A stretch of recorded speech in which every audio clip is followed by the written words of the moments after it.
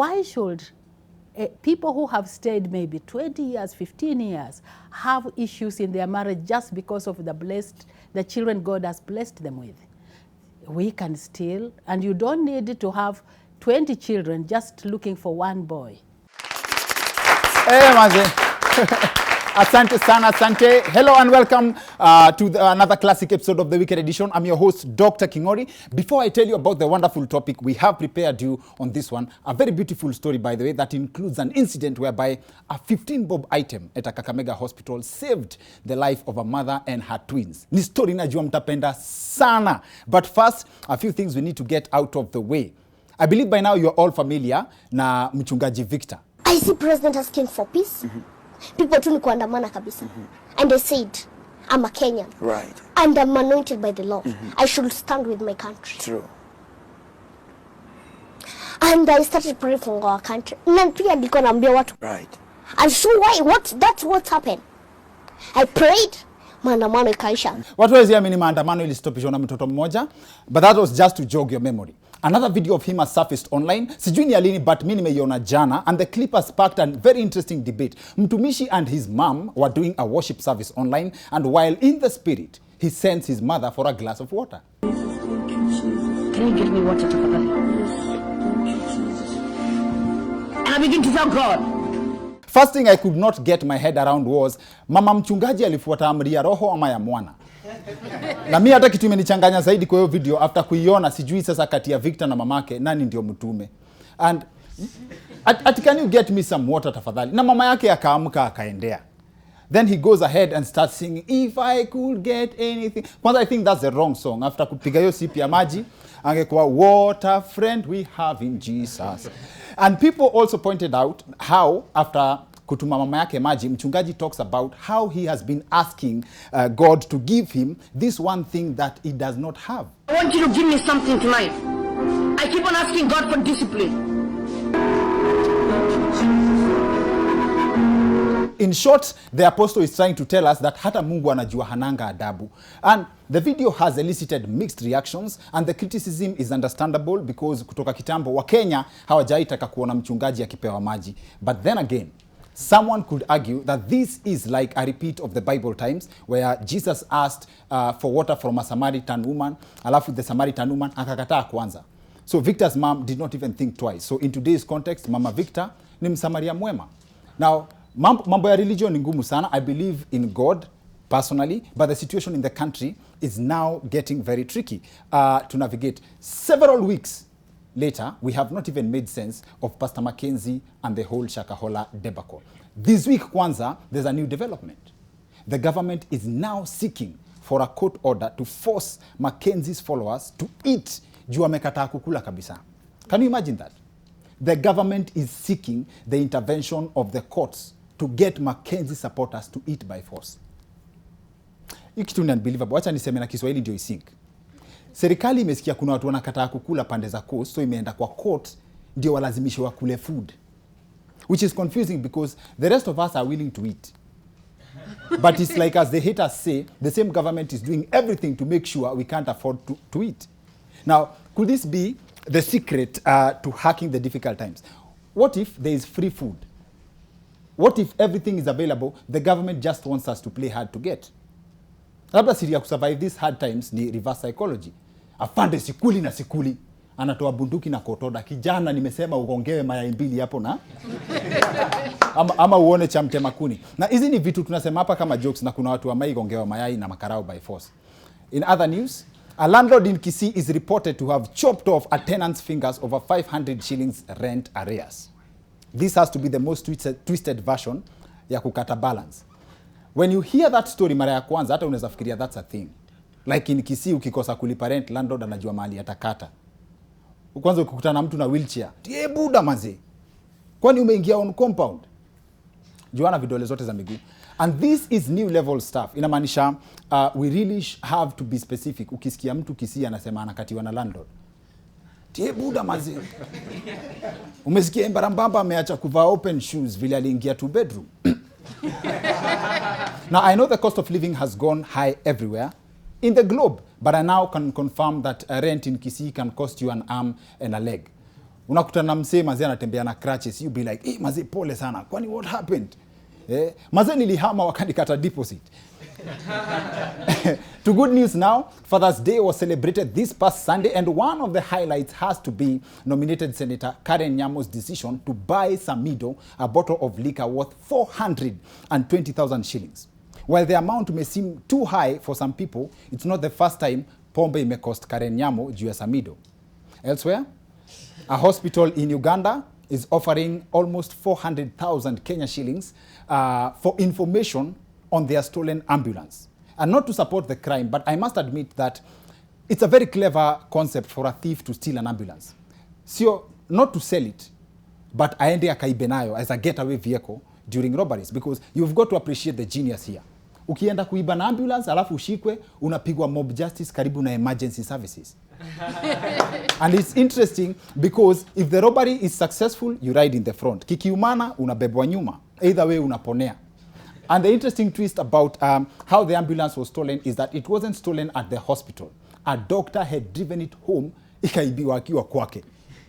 Yani, ignore the rumors that Kenya ambulance hubeba makaa primarily. Hizo ni hate speech. Primarily ni za kubeba wagonjwa. UG ambulance ni kama taxi ya madaktari. And this is a very interesting flex. What other personal errands does this doctor run with the ambulance before it was stolen?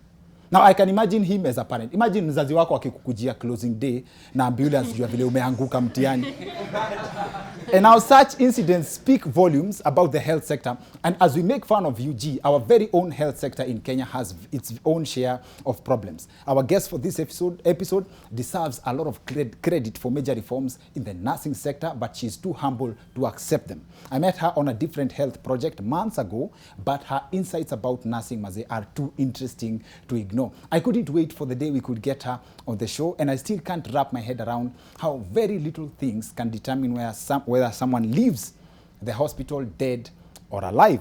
And this is one of those episodes now, Bianga, trust me, you don't want to miss this. An avid storyteller who quit a job in the banking sector to be a career nurse. Well, she has agreed to come on the show and share with us an unknown side of probably Kenya's most unsung heroes. If we can get her to share at a half of the stories ameniambia, this will be one of the best episodes you have ever seen on the Wicked Edition. Madam Joy Noreh is in the house. Thank you. Asante sana. She's joining us on the other end of this short commercial break. See you in a bit. Welcome back to the Wicked Edition. I'm your host, Dr. Kingori. First of all, hii episode ya leo itaanza na confession. Tume make fun of nurses on the show so much that it almost got personal, but it was all jokes. Leo, nurses have never, I dare say, you'll prove me right or wrong, have never gotten better representation on a platform kama hii yenye tumetengeneza na nyinyi. Guest wetu wa leo quit her job as a banker, akaenda kukuwa nurse na akona story ya kutoka hapo. Madam Joy Noreh is in the house. Karibu. Asante. Karibu sana. Sisi tukigrow, most people, the top jobs ilikuwa pilot, lawyer, doctor, and banker. Ilikuwa banker because of the money. You quit your job as a banker and you took a pay cut. Why? After Form 6, I was admitted at University of Nairobi to do Bachelor of Arts. I didn't understand what I was going to do after qualifying as a Bachelor of Arts graduate. So I decided to go and work at the bank. Yes. I was at Queensway, Barclays Bank then. Yes. But then I didn't get job satisfaction. After 3 months, I wasn't satisfied, so I quit banking and went in to join nursing as a Kenya registered nurse at Kenyatta Hospital. Yes. I enjoyed the training. Okay. It was extensive. You see, in nursing, we are taught just 3 basic things, and they are extensive. You see, it is efficiency practice, best practice. So we are taught a nurse is an educator because we are supposed to do teaching. We are supposed to do assessment, and we are trained to be evaluators. Evaluators. So, yes. So within that, we get a lot of intensive training, and that's why nurses, even who go out of this country, are very honored. And the nurses who are practicing what they were taught, we are actually enjoying nursing. At 62, I'm still enjoying nursing. And according to public perception, you mentioned that nurses are trained on 3 things. So, kati ya teaching na assessment, ni wapi rudeness inaingia? We are not taught, there's no rudeness. The public assumes we are rude. And it is not because a nurse is born rude or trained rude. A nurse is a very assertive person. They are very assertive and very firm, and it's not very easy to bend a nurse. And that's why when you try to bend the understanding of a nurse, or what they believe is right, is when you will assume that the nurse is rude. Okay. Otherwise, the nurses are the most friendly people, and they understand science so easily. Because a nurse, you see, after the training, after now the 3-year training course, they're supposed to understand the pharmacology, they are understanding the laboratory issues, the clinical issues brought about by the doctors, and also the medical issues that are presented by the patient. So you see, you have to be very broad and with good understanding to be able to understand all those aspects of medical without confrontation. But sometimes people assume that a nurse does not have a brain. For your information, Dr. Kingori, nurses are extremely brilliant. In this country, they are brilliant, and they do exploits. Okay. I'm one of those who do exploits. Congratulations are in order, and thank you for responding to all the haters wa KMTC. All those who hate on KMTC, mumesikia, it's not easy to bend a nurse. Now, so you have very beautiful stories of how you got to your journey as a nurse and why you got to quit. Right? What is it the bone that broke the camel's back? Kind of, yes. You see, in public, yes. You're still a nurse, but in public service, yes. I qualified as a nurse in 1985. And I was, one time, while working at Kakamega Provincial Hospital, it's now a county hospital. I was the nurse in charge of the whole hospital on night duty. And there came a mother pregnant with twins. That is a risk pregnancy. And we didn't have strapping. A strapping that costs 15 bob. That time it was costing 15 shillings. You see, a nurse is trained to understand. A nurse is trained in administration, and they know how far they can go. And so it was that I have to recommend that this patient goes to Kisumu, which is more than 45 kilometers away. The road was rough, full of potholes, and it was not going to work out because she was supposed to be going in for cesarean section and kind of delayed already. And there's no mere strapping, a piece of strapping. I decided that I will ask the people who are supposed to supply the hospital with the strapping to do it. I requested the medical superintendent to organize for us to get strapping because it was around midnight. Because he had the power to get to the store or to order the storeman to come or the pharmacy that supplies the hospital with strapping. And he told me not to bother him. I knew the patient came first, and he was the maximum person or the ultimate person who could have ordered that. So I decided to call friends, a friend in Nairobi. And that friend called his friend in Kakamega, who called the provincial commissioner to ask the district commissioner, who was the chairman of the board, the all medical these processes board. To get an item, 15 bob. Yes. You could not improvise. You can't improvise a major surgery on a major surgery. It was a cesarean section. How do you strap it back? So at this point, didn't the hospital know that someone is going to give birth and they may need that strapping? They knew there was an impending cesarean section, but nothing had been done during the day. Okay. And there it was.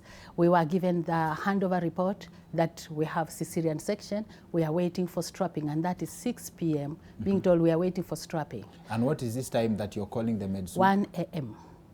So from 6 p.m., Kituya 15 Bob has not been delivered. That was true. So I decided the DC was ordered by the provincial commissioner to ask the pharmacist that used to supply the hospital to give us the strapping. And they brought it in the morning. I was told I had worked the whole night.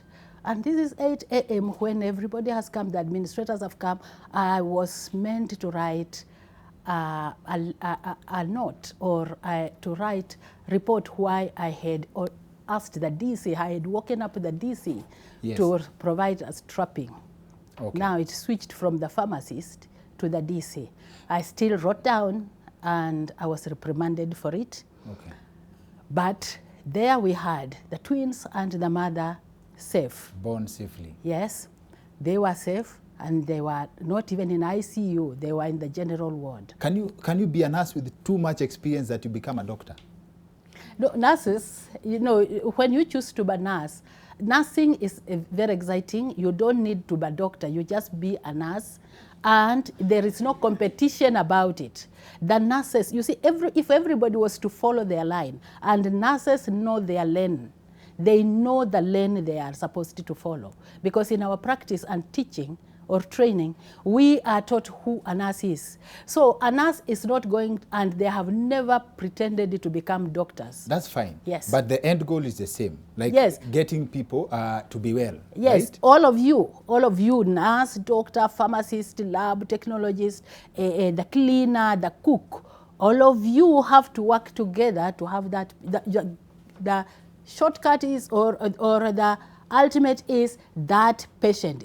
You are all working around the patient. Which is Therefore, fine. there is no senior person beyond another. That's fine. Yep. So if you have treated malaria for 20 years, right? Yep. You can't independently treat a malaria patient after seeing different variations and different people being treated of malaria. You know the procedure. Niwe unadunga mtu sindano.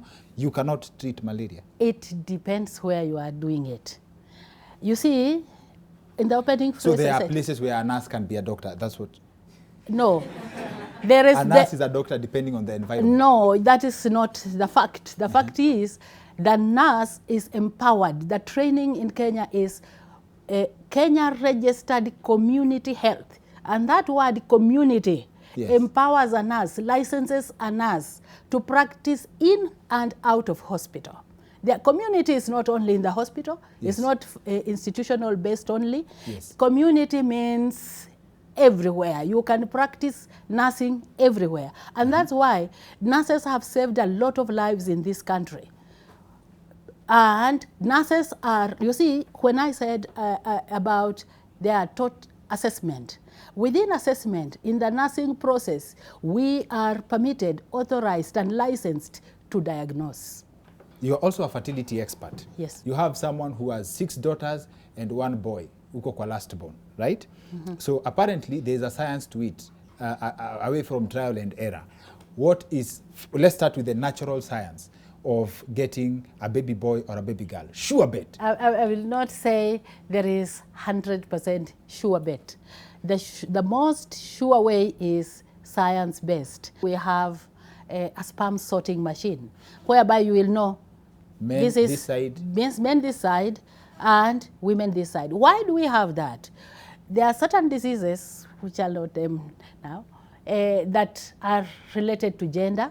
There are also some families that have bitter experience, and let's say in Kenya and in certain tribes within our Kenyan community, you find that there are some communities that if you have 5 girls, you will have to maybe leave that marriage.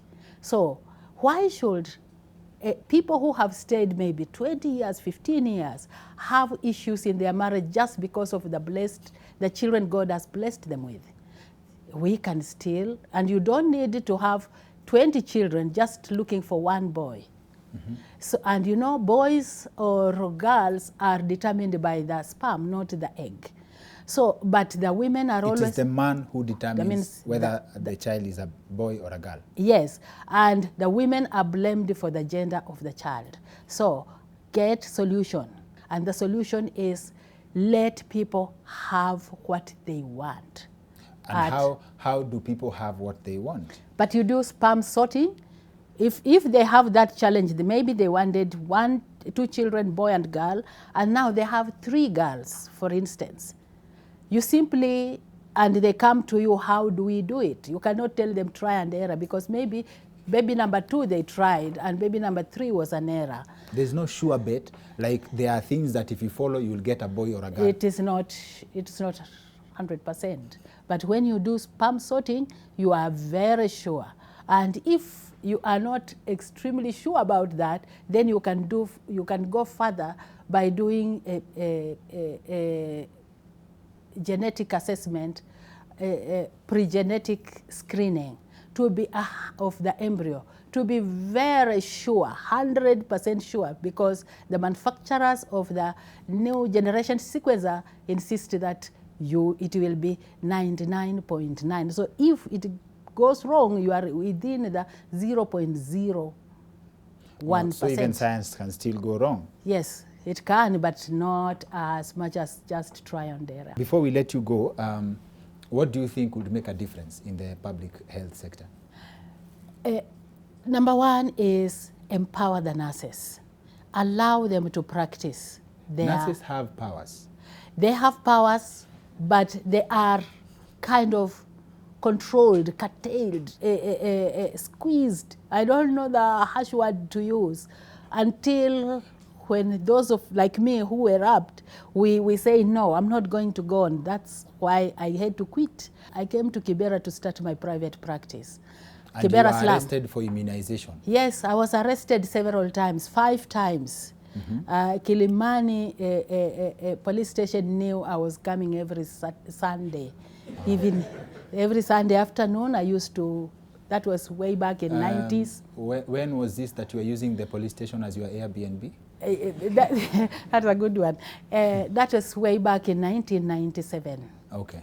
Yes. Ah. And they used to arrest me because, and the crime that I was alleged to have committed was, or rather the crime that I was committing was vaccinating over the weekends, because that was not allowed in Kenya that time. Vaccinating over the weekends? Yes, to vaccinate a child over the weekend, it was a crime.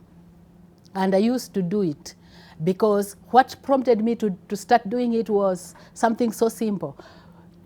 You see, I told you nurses are to evaluate. That's part of our training. So 1999, I noticed that around the month of May, we used to have children dying. Then 97, I noticed, also early 97, I noticed we used to have a certain time when the children were dying. And the incident was a baby was brought in, had just died out of measles, and the father this gentleman sent his wife to go and pick a bag, and he put that child, he squeezed that warm dead baby on his knee so that the baby could fit in a travel bag. The reason was he could not afford the cost of a funeral in Nairobi. They went up country, because he eventually came back to tell me in the clinic that I had to go. I had to go home and bury my baby. I cannot and I will not be able to afford a funeral in Nairobi. That is the time I said, I will vaccinate them.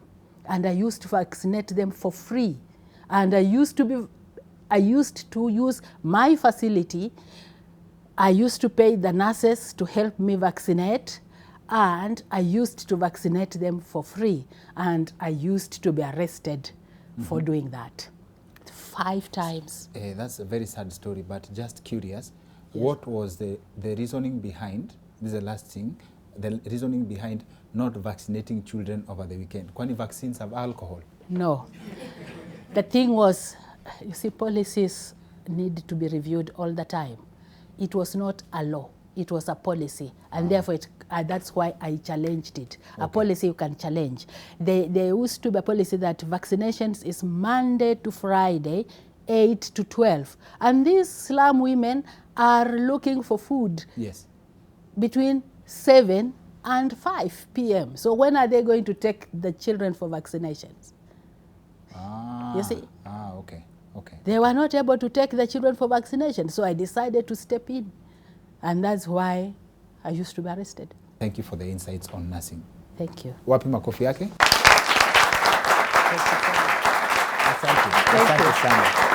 Thank you very much. That's it for the Weekend Edition. See you next week. My name is Dr. Kingori.